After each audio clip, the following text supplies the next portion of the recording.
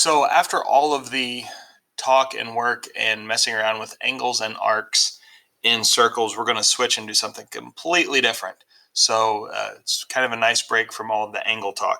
We're going to look at specifically the relationship between chords that intersect in a circle. So real quick review of vocabulary.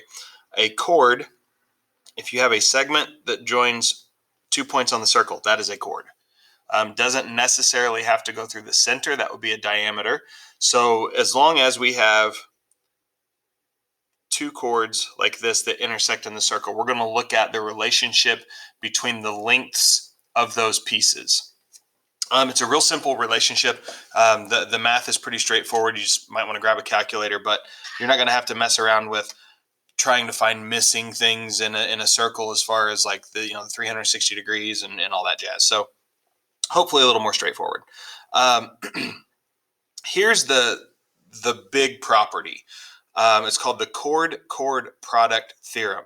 What it says is if you have two chords that intersect, like I drew, the products of the lengths of segments. So I'm going to shorten this and even say the products of the pieces. So when you have one chord intersect another chord, it cuts that chord into two smaller pieces. So the long chord from C to D, when it intersected the other one, it got cut into two pieces. So I've kind of tried to color code this. CE and ED are going to go together.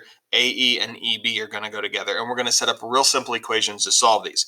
The intersection does not have to be the center of the circle. I kind of already highlighted that, but I wanted to make sure to do it again. The segments or the pieces that you're going to multiply together come from the same chord. And I want to take just like 2 seconds and explain why.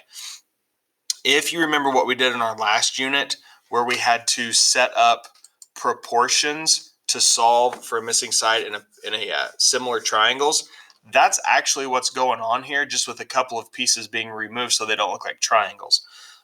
So when I set up this proportion here, I would do 84 over x. And again, this isn't anything that we're going to be doing. I'm just trying to explain why we're doing what we're doing. So when I cross multiply these, the two pieces that I'm multiplying together are the two pieces that make up one chord. And then the same thing when I cross multiply the 78 and the x. These two pieces that I'm multiplying together are from the same chord. So these equations are going to be really, really straightforward. You just have to make sure that the two pieces you multiply together are on the same chord. They go together. Okay, so I'm just going to set up and solve a couple of these. Hopefully you'll see how easy they are. I'm going to multiply 8 and x together. So that's just 8x. And then the other half of my equation is going to be 6 times 12, which 6 times 12 is 72. So I'm looking at 8x equals 72. Divide both sides by 8. It's 9. That's it. I'm done. Next problem. Nothing else to do. Again, make sure that the ones you multiply together are on the same line here. So 21 and 18 are going to go together. 14 and x are going to go together. So half of my equation is just 14x. And then the other half, I need to actually multiply 21 and 18 together. Can't do that in my head. So 378. And divide that by 14. So my x is 27. Okay, you might get decimals on these. It really just kind of depends. Don't freak out if you do. Just make sure you have it set up right and you're good to go. So 30x equals 540. That's 27 times 20. And then divide by 30.